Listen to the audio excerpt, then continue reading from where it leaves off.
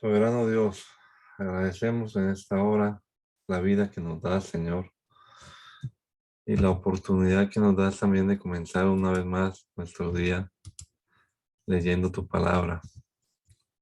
Esperamos que tu Espíritu Santo nos ayude a comprenderla, guardarla en nuestra mente, en nuestro corazón y aplicarla a nuestra vida cotidiana. Danos entendimiento, sabiduría, Señor. Lo rogamos en tu nombre poderoso, Padre amado, en el nombre de Jesús. Amén. Amén. Romanos, el capítulo número 9, dice la palabra de Dios en la Nueva Traducción Viviente.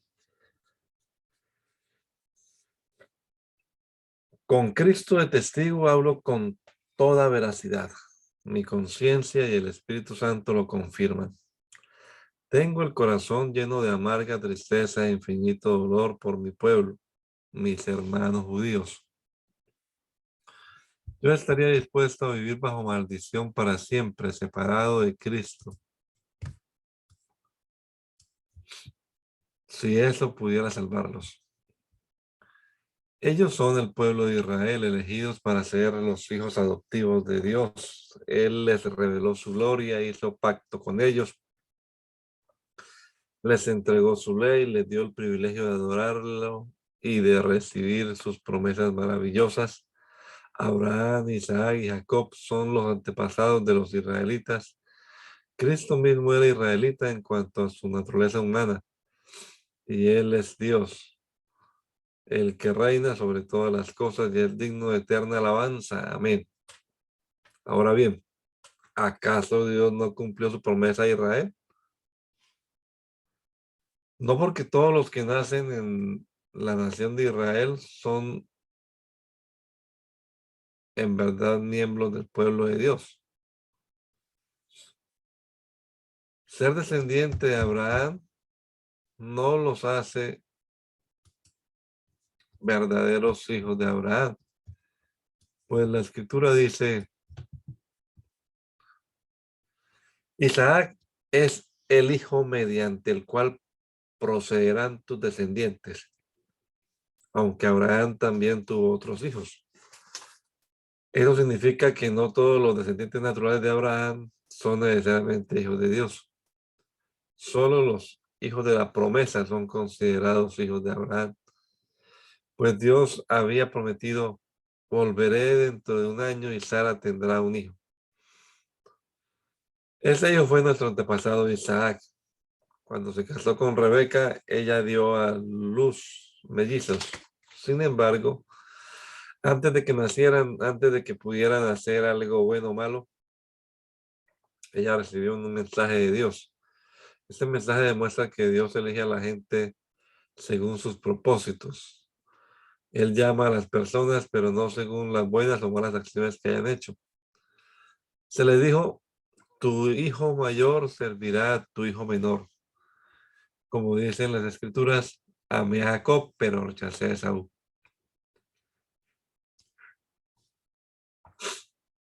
¿Estamos diciendo entonces que Dios fue injusto? Por supuesto que no. Pues Dios le dijo a Moisés, tendré misericordia de quien yo quiera y mostraré compasión con quien yo quiera. Por tanto, es Dios quien decide tener misericordia, no depende de nuestro deseo ni de nuestro esfuerzo. Pues la escritura cuenta que Dios le dijo al faraón, te he designado con el propósito específico de exhibir mi poder en ti y dar a conocer mi fama por toda la tierra. Así que como ven, Dios decide tener misericordia de algunos y también decide endurecer el corazón de otros para que se nieguen a escuchar. Ahora bien, ustedes podrían decir, ¿por qué Dios culpa a las personas por no responder? ¿Acaso no hicieron sencillamente lo que Él les exige que hagan? No, no digan eso. ¿Quién eres tú, simple ser mortal, para discutir con Dios? ¿Acaso el objeto creado puede preguntarle a su creador, ¿por qué me has hecho así? Cuando un alfarero hace una vasija de barro, no tiene derecho a usar del mismo trozo de barro para hacer una vasija de adorno y otra para arrojar a la basura. De la misma manera, aunque Dios tiene el derecho de mostrar su enojo y su poder, Él es muy paciente con aquellos que son objeto de su enojo, los que están destinados para destrucción. Lo hace para que las riquezas de su gloria brillen con mucha más intensidad sobre aquellos a quienes se les tiene misericordia, los que preparó de antemano para gloria. Y nosotros estamos entre los que Él eligió, ya sea del grupo de los judíos o de los gentiles. Con respecto a los gentiles, dice el profeta, la profecía de Oseas: a los que no eran mi pueblo, ahora los llamaré mi pueblo, llamaré a los que antes no amaba. Y también dice, en el lugar donde se les dijo, ustedes no son mi pueblo, así serán llamados hijos del Dios viviente. Con respecto a Israel, el profeta Isaías clamó, aunque los hijos de Israel son tan numerosos como la arena de la playa, solo un remanente se salvará, pues el Señor ejecutará su sentencia sobre la tierra sin demora y de manera terminante. Y lo mismo dijo Isaías en otro lugar: si el Señor de los ejércitos no hubiera perdonado la vida a unos cuantos de nuestros hijos, habríamos sido exterminados como Sodoma y destruidos como Gomorra. ¿Qué significa esto?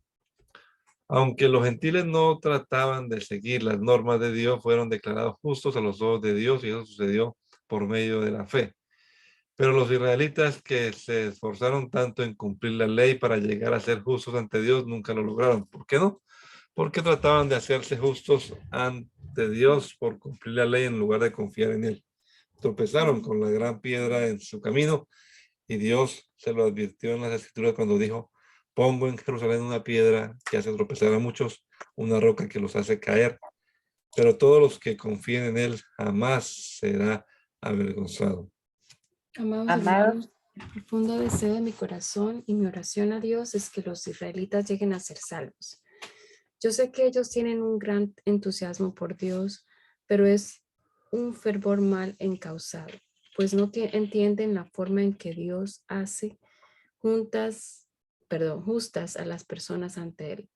Se niegan a aceptar el modo de Dios y en cambio se aferran a su propio modo de hacerse justos ante Él, tratando de cumplir la ley. Sin embargo, Cristo ya cumplió el propósito por el cual se entregó la ley. Como resultado, a todos los que creen en Él se les declara justos a los ojos de Dios.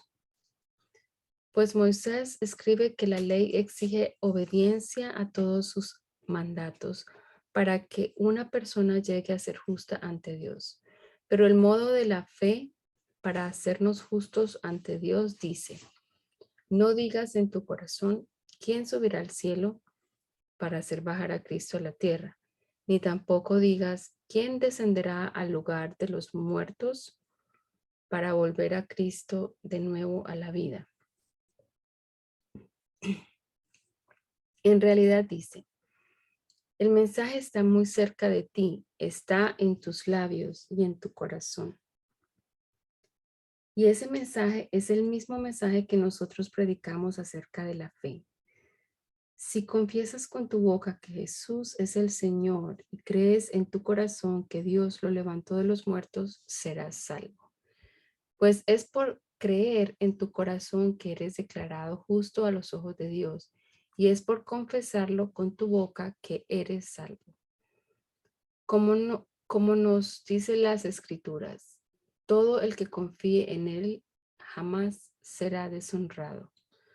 No hay diferencia entre los judíos y los gentiles en ese sentido. Ambos tienen al mismo Señor, quien da con generosidad a todos los que lo invocan. Pues todo el que invoque el nombre del Señor será salvo. Pero ¿cómo pueden ellos invocarlo para que los salve si no creen en Él? ¿Y cómo pueden creer en Él si nunca han oído de Él? ¿Y cómo pueden oír de Él a menos que alguien se lo diga? ¿Y cómo irá alguien a contarles sin ser enviado? Por eso las escrituras dicen, qué hermosos son los pies de los mensajeros que traen buenas noticias. Sin embargo, no todos aceptan la buena noticia, porque el profeta Isaías dijo, Señor, ¿quién ha creído nuestro mensaje?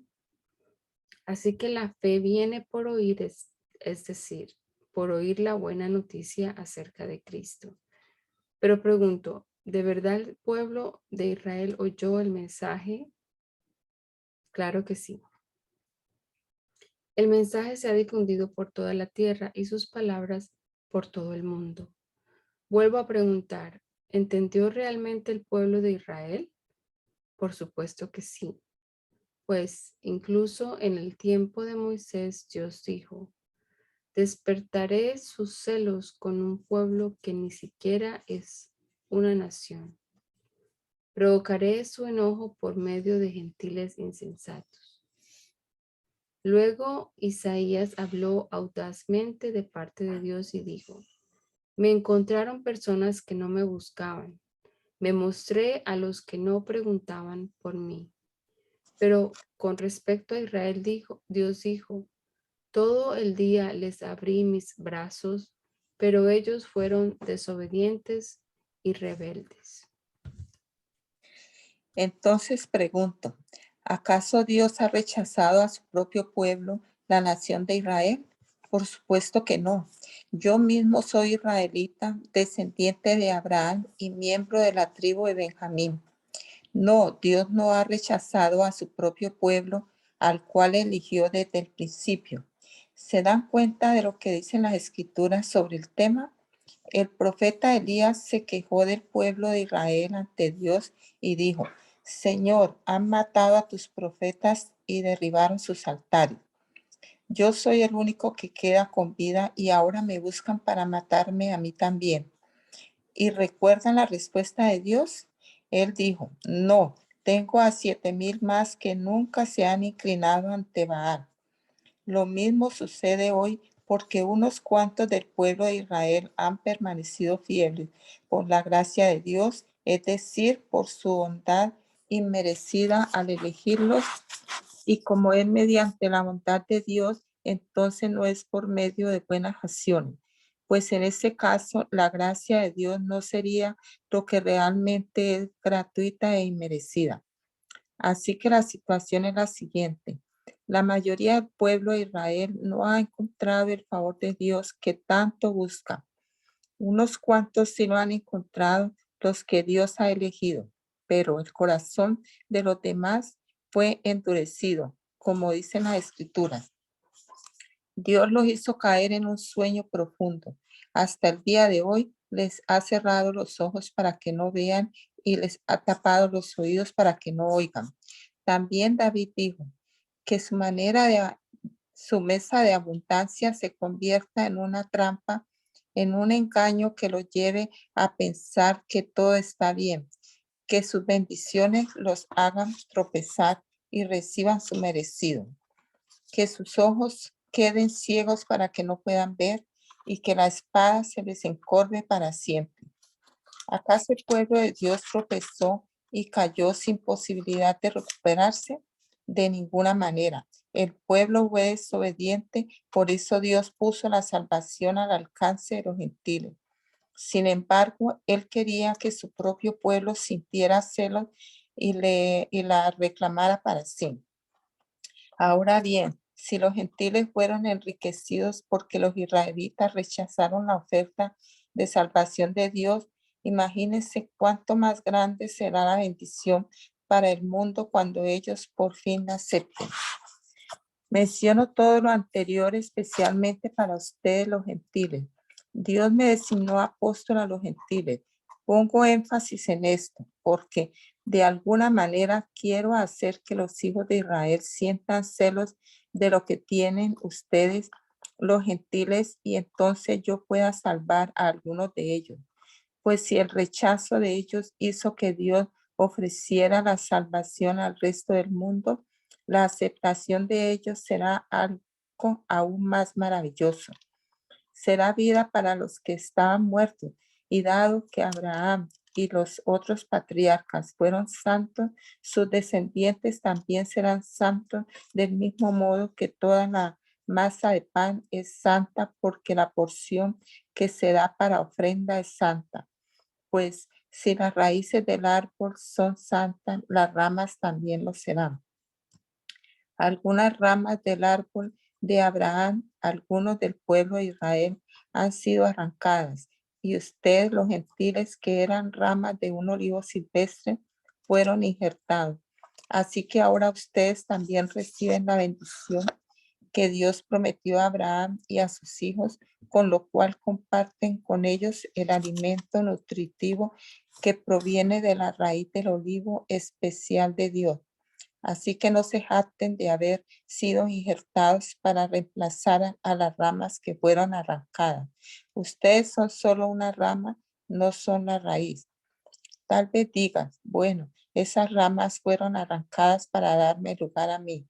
Es cierto, pero recuerda, esas ramas fueron arrancadas porque no creyeron en Cristo, y tú estás allí porque sí crees. Así que no te consideres tan importante, más bien teme lo que podría suceder. Pues si Dios no perdonó a las ramas originales, tampoco te perdonará a ti. Fíjate en que Dios es bondadoso, pero también es severo. Es severo con los que desobedecen, pero será bondadoso contigo si sigues confiando en su bondad. En cambio, si dejas de confiar, tú también serás arrancado por completo. Y si el pueblo de Israel abandona su incredulidad, volverá a ser injertado, pues Dios tiene poder para volver a injertarlo en el árbol. Tú por naturaleza eras una rama cortada de un olivo silvestre. Por lo tanto, si Dios estuvo dispuesto a ir en contra de la naturaleza al injertarte en un árbol cultivado, Él estará mucho más dispuesto a injertar las ramas originales en el árbol al que pertenecen. Mis amados hermanos, quiero que entiendan este misterio para que no se vuelvan orgullosos de ustedes mismos. Parte del pueblo de Israel tiene el corazón endurecido, pero eso solo durará hasta que se complete el número de gentiles que aceptarán a Cristo. Y entonces todo Israel será salvo, como dicen las Escrituras. El que rescata vendrá de Jerusalén y apartará a Israel de la maldad. Y mi pacto con ellos es que quitaré sus pecados. Muchos del pueblo de Israel ahora son enemigos de la buena noticia, y eso los beneficia a ustedes, los gentiles. Sin embargo, ellos todavía son el pueblo que Dios ama, porque Él eligió a los antepasados Abraham, Isaac y Jacob. Pues los dones de Dios y su llamado son irrevocables. Ustedes, los gentiles, antes eran rebeldes contra Dios, pero cuando el pueblo de Israel se rebeló contra él, Dios tuvo misericordia de ustedes y no de ellos. Ahora ellos son los rebeldes, y a ustedes Dios les mostró su misericordia para que ellos también participen de la misericordia de Dios. Pues Dios encarceló a todos en la desobediencia para poder tener misericordia de todos. Qué grande es la riqueza, la sabiduría y el conocimiento de Dios. Es realmente imposible para nosotros entender sus decisiones y sus caminos. Pues, ¿quién puede conocer los pensamientos del Señor? ¿Quién sabe lo suficiente para aconsejarlo?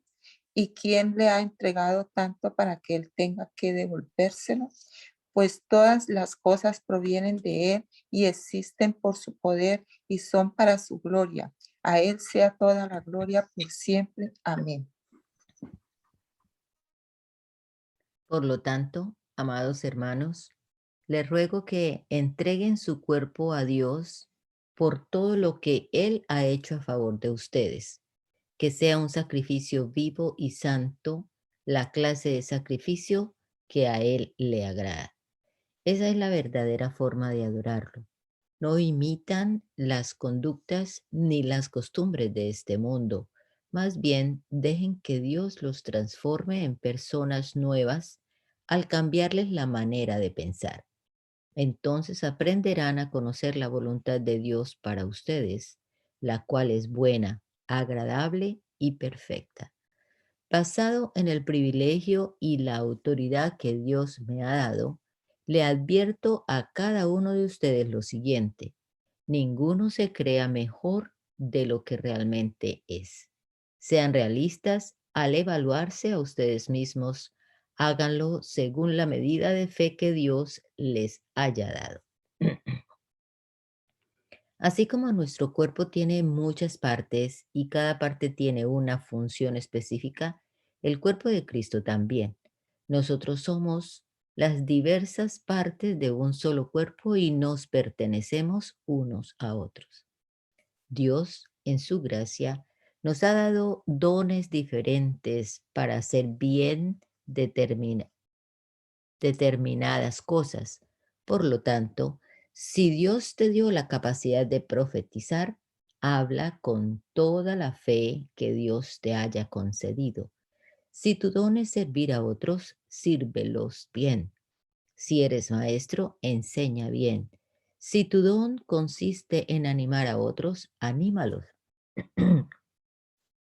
Si tu don es dar, hazlo con generosidad. Si Dios te ha dado la capacidad de liderar, toma la responsabilidad en serio. Y si tienes el don de mostrar bondad a otros, hazlo con gusto. No finjan amar a los demás, ámenlos de verdad. Aborrezcan lo malo, aférrense a lo bueno, ámense unos a otros con un afecto genuino y deleítense al honrarse mutuamente. No sean nunca perezosos, más bien trabajen con esmero y sirvan al Señor con entusiasmo. Alégrense por la esperanza segura que tenemos. Tengan paciencia en las dificultades y sigan orando. Estén listos para ayudar a los hijos de Dios cuando pasen necesidades. Estén siempre dispuestos a brindar hospitalidad. Bendigan a quienes los persiguen, no los maldigan, sino pídanle a Dios en oración que los bendiga. Alégrense con los que están alegres y lloren con los que lloran. Vivan en armonía unos con otros. No sean tan orgullosos como para no disfrutar de la compañía de la gente común y no piensen que lo saben todo. Nunca devuelvan a nadie mal por mal. Compórtense de tal manera que todo el mundo vea que ustedes son personas honradas. Hagan todo lo posible por vivir en paz con todos. Queridos amigos, nunca tomen venganza. Dejen que se encargue la justa ira de Dios, pues dicen las escrituras: yo tomaré venganza, yo les pagaré lo que merecen, dice el Señor. En cambio, si tus enemigos tienen hambre, dales de comer; si tienen sed, dales de beber. Al hacer eso, amontonarás carbones encendidos de vergüenza sobre su cabeza. No dejen que el mal los venza, más bien venzan el mal haciendo el bien.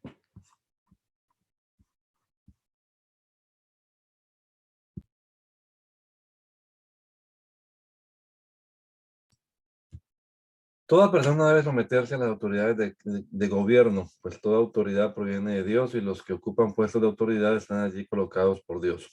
Por lo tanto, cualquiera que se rebele contra la autoridad se rebela contra lo que Dios ha instituido y será castigado. Pues las autoridades no infunden temor a los que hacen lo que está bien, sino en los que hacen lo que está mal. ¿Quieres vivir sin temor de las autoridades? Haz lo correcto y ellas te honrarán. Las autoridades están al servicio de Dios para tu bien. Pero si estás haciendo algo malo, por supuesto que deberías tener miedo, porque ellas tienen poder para castigarte. Están al servicio de Dios para cumplir el propósito específico de castigar a los que hacen lo malo. Por eso tienes que someterte a ellas, no solo para evitar el castigo, sino para mantener tu conciencia limpia. Por esas mismas razones también paguen sus impuestos, pues los funcionarios de su gobierno necesitan cobrar su sueldo. Ellos sirven a Dios con lo que hacen. Ustedes den a cada uno lo que le deben. Paguen los impuestos y demás aranceles a quien corresponda y den respeto y honra a los que están en autoridad. No deban nada a nadie excepto el deber de amarse unos a otros. Si aman a su prójimo, cumplen con las exigencias de la ley de Dios, pues los mandamientos dicen, no cometas adulterio, no mates, no robes, no codicies. Estos y otros mandamientos semejantes se resumen en solo uno: ama a tu prójimo como a ti mismo. El amor no hace mal a otros, por eso el amor cumple con las exigencias de la ley de Dios. Esto es aún más urgente porque ustedes saben que es muy tarde. El tiempo se acaba. Despierten, porque nuestra salvación ahora está más cerca que cuando recién creímos. La noche ya casi llega a su fin. El día de salvación amanecerá pronto. Por eso dejen de lado sus actos oscuros, como si se quitaran ropa sucia, y pónganse la armadura resplandeciente de la vida recta. Ya que nosotros pertenecemos al día, vivamos con decencia a la vista de todos. No participen en la oscuridad de las fiestas desenfrenadas y de las borracheras. No vivan en promiscuidad sexual e inmoralidad, ni se metan en peleas, ni tengan envidias. Más bien, vístanse con la presencia del Señor Jesucristo y no se permitan pensar en formas de complacer los malos deseos. Acepten a los creyentes que son débiles en la fe y no discutan acerca de lo que ellos consideran bueno o malo. Por ejemplo, un creyente piensa que está bien comer de todo, pero otro creyente con una conciencia sensible come solo verduras. Los que se sienten libres para comer de todo no deben menospreciar a los que no sienten la misma libertad. Y los que no comen determinados alimentos no deben juzgar a los que sí los comen, porque a esos hermanos Dios los ha aceptado. ¿Quién eres tú para juzgar a los sirvientes de otro? Su amo dirá si quedan en pie o caen, y con la ayuda del Señor quedarán en pie y recibirán la aprobación de Él. Del mismo modo, algunos piensan que un día es más sagrado que otro, mientras que otros creen que todos los días son iguales. Cada uno debería estar plenamente convencido de que el día que elija es aceptable. Los que adoran al Señor un día en particular lo hacen para honrarlo a Él. Los que comen toda clase de alimentos lo hacen para honrar al Señor, ya que le dan gracias a Dios antes de comer. Y los que se niegan a comer ciertos alimentos también quieren agradar al Señor y le dan gracias a Dios. Pues no vivimos para nosotros mismos, ni morimos para nosotros mismos. Si vivimos, es para honrar al Señor, y si morimos, es para honrar al Señor. Entonces, tanto si vivimos como si morimos, pertenecemos al Señor. Cristo murió y resucitó con este propósito: ser Señor de los vivos y de los muertos. ¿Por qué entonces juzgas a otro creyente? ¿Por qué menosprecias a otro creyente? Recuerda que todos estaremos delante del tribunal de Dios, pues dicen las Escrituras: tan cierto como que yo vivo, dice el Señor, toda rodilla se doblará ante mí y toda lengua confesará a Dios y le dará alabanza. Es cierto, cada uno de nosotros tendrá que responder por sí mismo ante Dios, así que dejemos de juzgarnos unos a otros.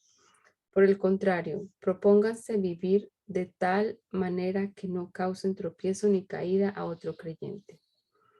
Yo sé y estoy convencido por la autoridad del Señor Jesús que ningún alimento en sí mismo está mal.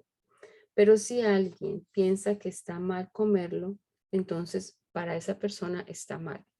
Si otro creyente se angustia por lo que tú comes, entonces no actúas con amor si lo comes. No permitas que lo que tú comes destruya a alguien por quien Cristo murió. Entonces no serás criticado por hacer algo que tú crees que es bueno. Pues el reino de Dios no se trata de lo que comemos o bebemos, sino de llevar una vida de bondad, paz y alegría en el Espíritu Santo. Si tú sirves a Cristo con esa actitud, agradarás a Dios y también tendrás la aprobación de los demás. Por lo tanto, procuremos que haya armonía en la iglesia y tratemos de edificarnos unos a otros. No destruyas la obra de Dios a causa de lo que comes. Recuerda que todos los alimentos están permitidos. Lo malo es comer algo que haga tropezar a otro. Es mejor no comer carne, ni beber vino, ni hacer ninguna otra cosa que pudiera causar tropiezo a otro creyente.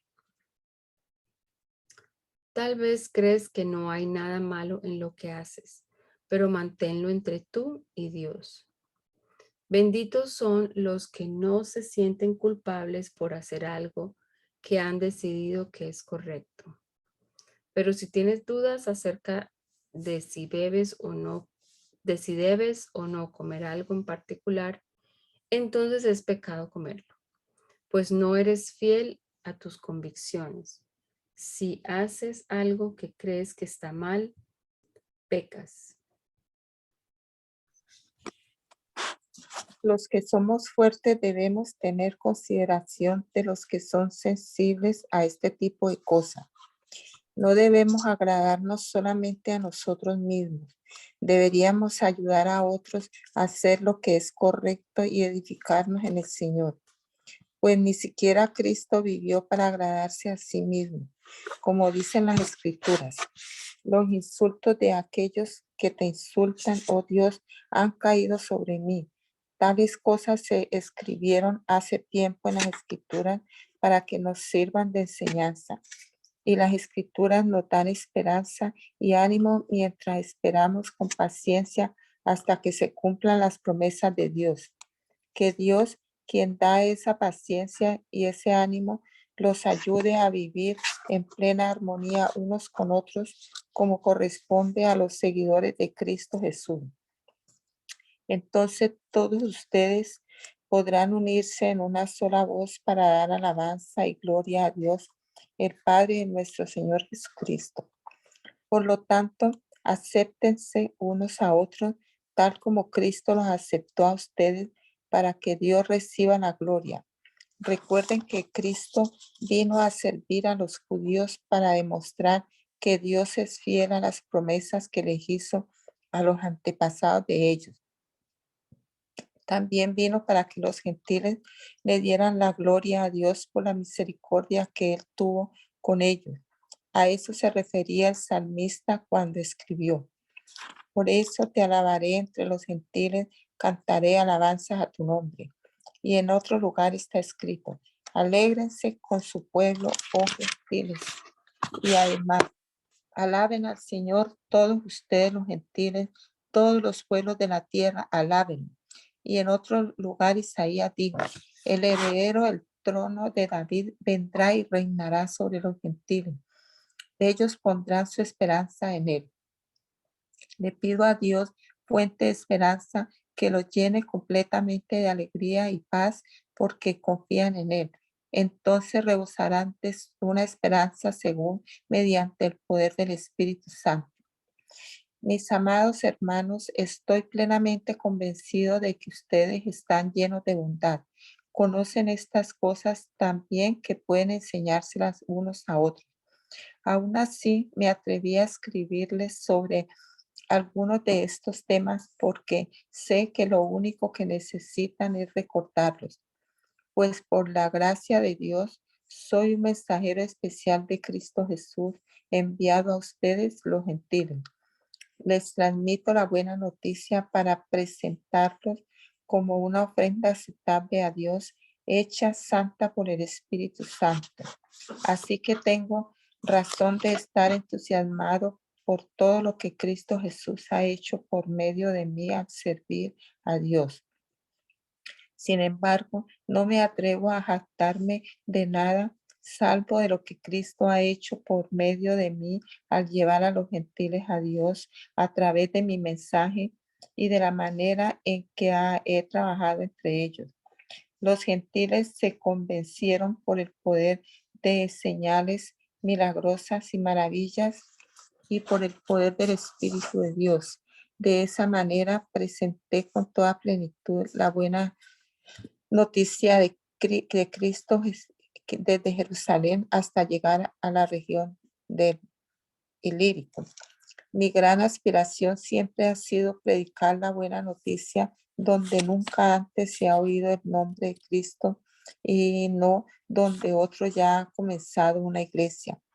He seguido el plan que mencionan las escrituras donde dice, los que nunca se enteraron de él verán y los que nunca oyeron de él entenderán. De hecho, mi visita a ustedes se demoró tanto precisamente porque estuve predicando en esos lugares. Ahora que terminé mi trabajo en estas regiones y después de todos estos largos años de espera, tengo muchos deseos de ir a verlos. Estoy pensando viajar a España. Cuando lo haga, me detendré en Roma y luego de disfrutar de la compañía de ustedes por un breve tiempo, podrán ayudarme con lo necesario para mi viaje. Sin embargo, antes de visitarlos, debo ir a Jerusalén para llevar una ofrenda a los creyentes de allí, pues les cuento, los creyentes de Macedonia y Acaya con entusiasmo juntaron una ofrenda para los creyentes de Jerusalén que son pobres. Lo hicieron con gusto porque se sienten en deuda con ellos. Dado que los gentiles recibieron las bendiciones espirituales de la buena noticia por parte de los creyentes de Jerusalén, sienten que lo menos que pueden hacer por ellos a cambio es ayudarlos económicamente. En cuanto yo entregue ese dinero y termine esa buena acción de los gentiles, iré a visitarlos a ustedes de camino a España. Cuando vaya, estoy seguro de que Cristo bendecirá en la abundancia el tiempo que pasemos juntos.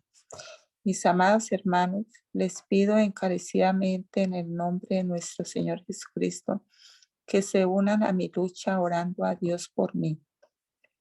Háganlo por el amor que me tienen, ese amor que el Espíritu Santo les ha dado. Pídanle que me libre de los que están en Judea, que se niegan a obedecer a Dios. Pídanle también que los creyentes de allí estén dispuestos a aceptar la ofrenda que llevo a Jerusalén. Entonces, por la voluntad de Dios, podré ir a verlos con un corazón alegre y nos alentaremos unos a otros. Y que Dios, quien nos da su paz, esté con todos ustedes. Amén. Les encomiendo a nuestra hermana Febe, quien es diaconisa de la iglesia en Cencrea. Recíbanla en el Señor como digna de honor en el pueblo de Dios. Ayúdenla en todo lo que necesite porque ella ha sido de ayuda para muchos, especialmente para mí. Den mis saludos a Priscila y Aquila, mis colaboradores en el ministerio de Cristo Jesús. De hecho, ellos una vez arriesgaron la vida por mí. Yo les estoy agradecido, igual que todas las iglesias de los gentiles. Den también mis saludos a la iglesia que se reúne en el hogar de ellos. Saluden a mi querido amigo Epeneto. Él fue el primero de toda la provincia de Asia que se convirtió en seguidor de Cristo. Denle mis saludos a María, quien ha trabajado tanto por ustedes. Saluden a Andrónico y a Junias, judíos como yo, quienes estuvieron en la cárcel conmigo.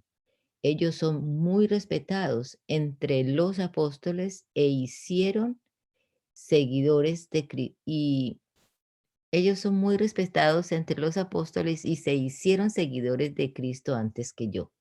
Saluden a Amplias, mi querido amigo en el Señor. Saludos también a Urbano, nuestro colaborador en Cristo, y a mi querido amigo Estaquis. Saluden a Apeles, un buen hombre aprobado por Cristo, y den mis saludos a los creyentes de la familia de Aristóbulo. Saluden a Herodión, judío como yo. saluden a los de la familia de Narciso, que son del Señor. Den mis saludos a Trifena y Trifosa, obreras del Señor, y a la amada Pérsida, quien ha trabajado tanto para el Señor. Saluden a Rufo, a quien el Señor eligió para hacer lo suyo, y también a su querida madre, quien ha sido como una madre para mí. Den mis saludos a Síncrito, Flegonte, Hermas, Patrobas, Hermes y a los hermanos que se reúnen con ellos.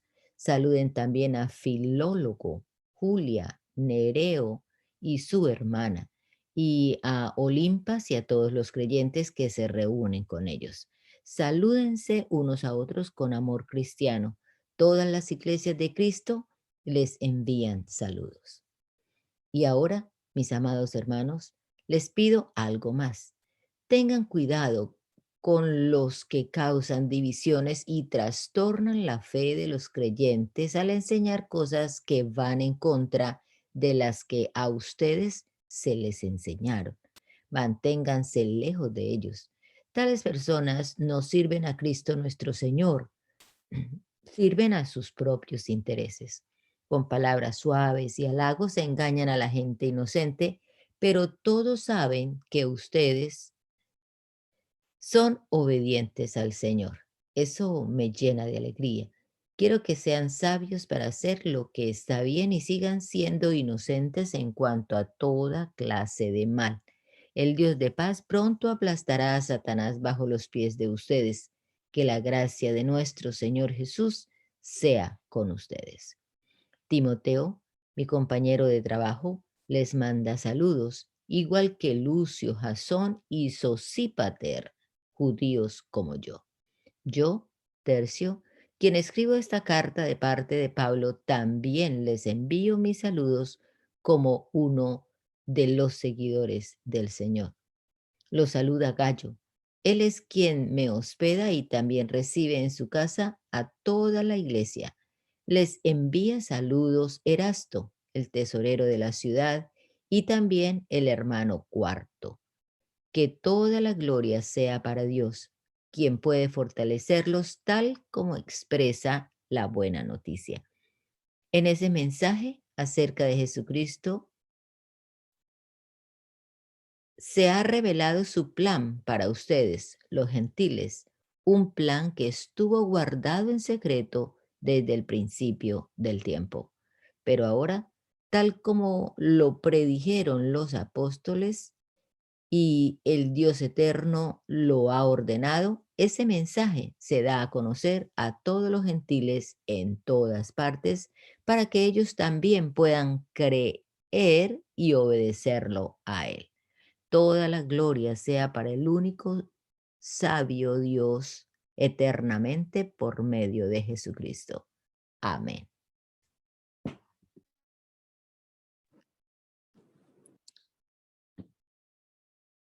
Yo, Pablo, elegido por la voluntad de Dios para ser un apóstol de Cristo Jesús, escribo esta carta junto con nuestro hermano Sóstenes. Va dirigida a la iglesia de Dios en Corinto.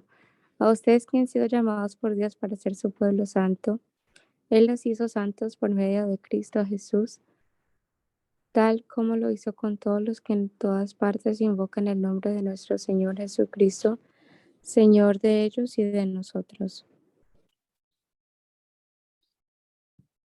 Hold on. Que Dios nuestro Padre y el Señor Jesucristo les den gracia y paz.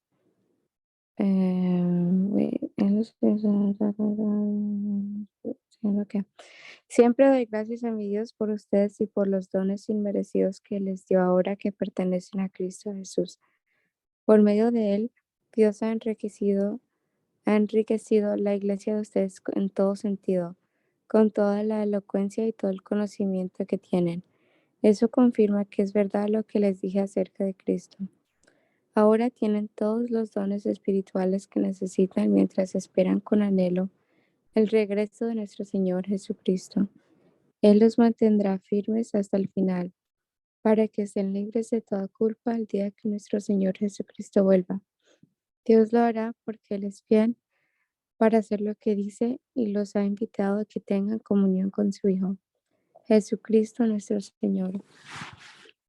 Amados hermanos, les ruego por la autoridad de nuestro Señor Jesucristo que vivan en armonía los unos con los otros, que no haya divisiones en la iglesia. Por el contrario, sean todos de un mismo parecer, unidos en pensamiento y propósito. Pues algunos de la casa de Chloe me contaron de las peleas entre ustedes, mis amados hermanos. Algunos de ustedes dicen, yo soy seguidor de Pablo, otros dicen, yo sigo a Apolos, o yo sigo a Pedro, o yo sigo únicamente a Cristo. ¿Acaso Cristo está dividido en facciones? ¿Fui yo, Pablo, crucificado por ustedes? ¿Fue alguno de ustedes bautizado en el nombre de Pablo? Por supuesto que no. Agradezco a Dios que no bauticé a ninguno de ustedes excepto a Crispo y a Gallo, porque ahora nadie puede decir que fue bautizado en mi nombre. Ah, sí, también bauticé a los de la casa de Estefanas, pero no recuerdo haber bautizado a nadie más, pues Cristo no me envió a bautizar, sino a predicar la buena noticia, y no con palabras ingeniosas, por temor a que la cruz de Cristo perdiera su poder. El mensaje de la cruz es una ridiculez para los que van rumbo a la destrucción, pero nosotros que vamos en camino a la salvación, sabemos que es el poder mismo de Dios. Como dicen las escrituras, des- destruiré la sabiduría de los sabios y desecharé la inteligencia de los inteligentes. Así que ¿dónde deja eso a los filósofos, a los estudiosos y a los especialistas en debates de este mundo?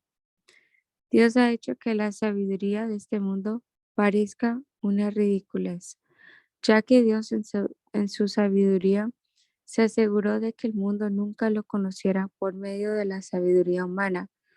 Usó nuestra predicación ridícula para salvar a los que creen. Es ridícula para los judíos que piden señales del cielo y es ridícula para los griegos que buscan la sabiduría humana. Entonces, cuando predicamos que Cristo fue crucificado, los judíos se ofenden y los gentiles dicen que son puras tonterías. Sin embargo, para los que Dios llamó a la salvación, tanto judíos como gentiles, Cristo es el poder de Dios y la sabiduría de Dios. Ese plan ridículo de Dios es más sabio que el más sabio de los planes humanos, y la debilidad de Dios es más fuerte que la mayor fuerza humana. Recuerden, amados hermanos, que pocos de ustedes eran sabios a los ojos del mundo, o poderosos o ricos, cuando Dios los llamó. En cambio, Dios eligió lo que el mundo considera ridículo para avergonzar a los que se creen sabios. Y escogió cosas que no tienen poder para avergonzar a los poderosos. Dios escogió lo despreciado del mundo, lo que se considera como nada, y lo usó para convertir en nada lo que el mundo considera importante. Como resultado, nadie puede jamás actarse en presencia de Dios. Dios los ha unido a ustedes con Cristo Jesús. Dios hizo que Él fuera la sabiduría misma para nuestro beneficio. Cristo nos hizo justos ante Dios, nos hizo puros y santos y nos liberó del pecado. Por lo tanto, como dicen las Escrituras, si alguno quiere jactarse, que se jacte solamente del Señor. Amados hermanos, la primera vez que los visité, no me valía palabras elevadas ni de una sabiduría impresionante para contarles acerca del plan secreto de Dios. Pues decidí que mientras estuviese con ustedes se olvidaría todo excepto a Jesucristo, el que fue crucificado. Me acerqué a ustedes en debilidad, con timidez y temblor, y mi mensaje y mi predicación fueron muy sencillos. En lugar de usar discursos ingeniosos y persuasivos, confié solamente en el poder del Espíritu Santo. Lo hice así para que ustedes no confiaran en la sabiduría humana, sino en el poder de Dios. Sin embargo, cuando estoy con creyentes maduros, sí hablo con palabras de sabiduría, pero no la clase de sabiduría que pertenece a este mundo o a los gobernantes de este mundo, quienes pronto son olvidados. No, la sabiduría de la que hablamos es el misterio de Dios, su plan que antes estaba escondido, aunque Él lo hizo para nuestra gloria final, aún antes que comenzara el mundo. Pero los gobernantes de este mundo no lo entendieron. Si lo hubieran hecho, no habrían crucificado a nuestro glorioso Señor. A eso se refieren las escrituras cuando dicen, ningún ojo ha visto, ningún oído ha escuchado, ninguna mente ha imaginado lo que Dios tenía preparado para quienes lo aman. Pero fue a nosotros a quienes Dios reveló esas cosas por medio de su Espíritu, pues su Espíritu investiga todo a fondo y nos muestra los secretos profundos de Dios. Nadie puede conocer los pensamientos de una persona excepto el propio espíritu de esa persona, y nadie puede conocer los pensamientos de Dios excepto el propio espíritu de Dios. Y nosotros hemos recibido el espíritu de Dios, no el espíritu del mundo, de manera que podemos conocer las cosas maravillosas que Dios nos ha regalado. Le decimos estas cosas sin emplear palabras que provienen de la sabiduría humana. En cambio, hablamos con palabras que el Espíritu nos da. Usamos las palabras del Espíritu para explicar las verdades espirituales. Pero los que no son espirituales no pueden recibir esas verdades de parte del Espíritu de Dios. Todo les suena ridículo y no pueden entenderlo porque solo los que son espirituales pueden entender lo que el Espíritu quiere decir. Los que son espirituales pueden evaluar todas las cosas por ellos mismos, pero ellos mismos no pueden ser evaluados por otros. Pues, ¿quién puede conocer los pensamientos del Señor? ¿Quién sabe lo suficiente para enseñarle a Él? Pero nosotros entendemos estas cosas porque tenemos la mente de Cristo. Amados hermanos, cuando estuve con ustedes no pude hablarles como lo haría con personas espirituales. Tuve que hablarles como si pertenecieran a este mundo o como si fueran niños en la vida cristiana. Tuve que alimentarlos con leche, no con alimento sólido, porque no estaban preparados para algo más sustancioso. Y aún no están preparados, porque todavía están bajo el control de su naturaleza pecaminosa. Tienen celos unos de otros y se pelean entre sí. ¿Acaso eso no demuestra que los controla su naturaleza pecaminosa? ¿No viven como la gente del mundo? Cuando uno de ustedes dice, yo soy seguidor de Pablo y otro dice, yo sigo a Apolos, ¿no actúan igual que la gente del mundo? Después de todo, ¿quién es Apolos? ¿Quién es Pablo? Nosotros solo somos siervos de Dios mediante los cuales ustedes creyeron la buena noticia. Cada uno de nosotros hizo el trabajo que el Señor nos encargó. Yo planté la semilla en sus corazones y Apolos la regó, pero fue Dios quien la hizo crecer.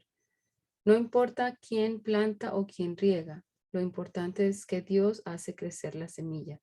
El que planta y el que riega trabajan en conjunto con el mismo propósito, y cada uno será recompensado por su propio arduo trabajo. Pues ambos somos trabajadores de Dios. Y ustedes son el campo de cultivo de Dios, son el edificio de Dios. Por la gracia que Dios me dio, yo eché los cimientos como un experto en construcción. Ahora otros edifican encima. Pero cualquiera que edifique sobre este fundamento tiene que tener mucho cuidado, pues nadie puede poner un fundamento distinto del que ya tenemos, que es Jesucristo. El que edifique sobre este fundamento podrá usar una variedad de materiales: oro, plata, joyas, madera, heno u hojarasca. Pero el día del juicio, el fuego revelará la clase de obra que cada constructor ha hecho. El fuego mostrará si la obra de alguien tiene algún valor. Si la obra permanece, ese constructor recibirá una recompensa. Pero si la obra se consume, el constructor sufrirá una gran pérdida. El constructor se salvará, pero como quien apenas se escapa atravesando un muro de llamas. ¿No se dan cuenta de que todos ustedes juntos son el templo de Dios y que el Espíritu de Dios vive en ustedes? Dios destruirá a cualquiera que destruya este templo, pues el templo de Dios es santo y ustedes son este templo. Dejen de engañarse a sí mismos. Si piensan que son sabios de acuerdo con los criterios de este mundo, necesitan volverse necios para ser verdaderamente sabios. Pues la sabiduría de este mundo es necedad para Dios. Como dicen las Escrituras, Él atrapa a los sabios en la trampa de su propia astucia. Y también, el Señor conoce los pensamientos de los sabios, sabe que no valen nada. Así que no se jacten de seguir a un líder humano en particular, pues a ustedes les pertenece todo. Ya sea Pablo o Apolos o Pedro, o el mundo, o la vida y la muerte, o el presente y el futuro. Todo les pertenece a ustedes y ustedes pertenecen a Cristo y Cristo pertenece a Dios. Así que a Apolos y a mí, considérennos como simples siervos de Cristo, a quienes se nos encargó la tarea de explicar los misterios de Dios. Ahora bien, alguien que recibe el cargo de administrador debe ser fiel. En cuanto a mí, me importa muy poco cómo me califiquen ustedes o cualquier autoridad humana. Ni siquiera confío en mi propio juicio en este sentido. Tengo la conciencia limpia, pero eso no demuestra que yo tenga razón. Es el Señor mismo quien me evaluará y tomará la decisión. Así que no juzguen a nadie antes de tiempo, es decir, antes de que el Señor vuelva, pues Él sacará a la luz nuestros secretos más oscuros y revelará nuestras intenciones más íntimas. Entonces Dios le dará a cada uno el reconocimiento que le corresponda. Amados hermanos, puse el caso de Apolos y el mío propio como ilustración de lo que les vengo diciendo. Si prestan atención a lo que les cité de las escrituras, no estarán orgullosos de uno de sus líderes a costa de otro. Pues, ¿qué derecho tienen a juzgar así? ¿Qué tienen que Dios no les haya dado? Y si todo lo que tienen proviene de Dios, ¿por qué se jactan como si no fuera un regalo? Ustedes piensan que ya tienen todo lo que necesitan. Creen que ya son ricos. Hasta han comenzado a reinar sin nosotros en el reino de Dios. Yo desearía que en verdad que ya estuvieran reinando, porque entonces nosotros estaríamos reinando con ustedes. A veces pienso que a nosotros los apóstoles, Dios nos puso en exhibición como prisioneros de guerra al final del desfile del vencedor, condenados a muerte. Nos hemos convertido en un espectáculo para el mundo entero, tanto para la gente como para los ángeles. Nuestra entrega a Cristo nos hace parecer tontos. En cambio, ustedes afirman ser tan sabios en Cristo. Nosotros somos débiles, pero ustedes son tan poderosos. A ustedes los estiman, a nosotros nos ridiculizan. Incluso ahora mismo pasamos hambre y tenemos sed y nos falta ropa para abrigarnos. A menudo somos golpeados y no tenemos casa. Nos cansamos trabajando con nuestras manos para ganarnos la vida.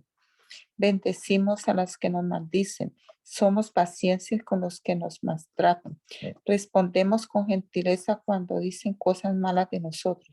Aún así se nos trata como la basura del mundo, como el desperdicio de todos hasta este preciso momento. No les escribo estas cosas para avergonzarlos, sino para advertirles como mis amados hijos. Pues aunque tuvieran 10,000 maestros que les enseñaran acerca de Cristo, tienen solo un Padre espiritual. Pues me convertí en su Padre en Cristo Jesús cuando les prediqué la buena noticia. Así que les ruego que me imiten. Por esa razón les envía a Timoteo, mi fiel y amado hijo en el Señor. Él les recordará la manera en que sigo a Cristo Jesús, así como lo enseño en todas las iglesias, en todas partes. Algunos de ustedes se han vuelto arrogantes al pensar que yo volveré a visitarlos, pero iré y pronto si el Señor me lo permite, y entonces comprobaré si esos arrogantes solo dan discursos pretenciosos o de verdad tienen el poder de Dios. Pues el reino de Dios no consiste en las muchas palabras, sino en vivir por el poder de Dios. ¿Qué prefieren? ¿Que llegue con una vara para castigarlos o que vaya con amor y un espíritu amable? Me cuesta creer lo que me informan acerca de la inmoralidad sexual que hay entre ustedes, algo que ni siquiera los paganos hacen. Me dicen que un hombre de su iglesia vive en pecado con su madrastra. Ustedes están muy orgullosos de sí mismos. En cambio, deberían estar llorando de dolor y vergüenza y echar a ese hombre de la congregación. Aunque no estoy con ustedes en persona, sí lo estoy en el espíritu y como si estuviera ahí, ya emití mi juicio sobre ese hombre en el nombre del Señor Jesús. Ustedes deben convocar a una reunión de la iglesia. Yo estaré presente en espíritu igual que el poder de nuestro Señor Jesús. Entonces deben expulsar a ese hombre y entregárselo a Satanás para que su naturaleza pecaminosa sea destruida y él mismo sea salvo el día que el Señor vuelva. Es terrible que se jacten sobre dicho asunto. No se dan cuenta de que ese pecado es como un poco de levadura que impregna toda la masa. Desháganse de la vieja levadura quitando a ese perverso de entre ustedes. Entonces serán como una nueva masa preparada sin levadura, que es lo que realmente son. Cristo, nuestro Cordero Pascual, ha sido sacrificado por nosotros. Por lo tanto, celebremos el festival no con el viejo pan de perversidad y maldad, sino con el nuevo pan de sinceridad y verdad. Cuando les escribí anteriormente, les dije que no se relacionaran con personas que se entregan al pecado sexual, pero no me refería a los incrédulos que se entregan al pecado sexual o son avaros o estafadores o rinden culto a ídolos. Uno tendría que salir de este mundo para evitar gente como esa. Lo que quise decir es, no se relacionen con ninguno que afirma ser creyente y aún así se entrega al pecado sexual o es avaro o rinde culto a ídolos o insulta o es borracho o estafador. Ni siquiera coman con esa gente. No es mi deber juzgar a los de afuera, pero sí es responsabilidad de ustedes juzgar a los que son de la iglesia y están en pecado.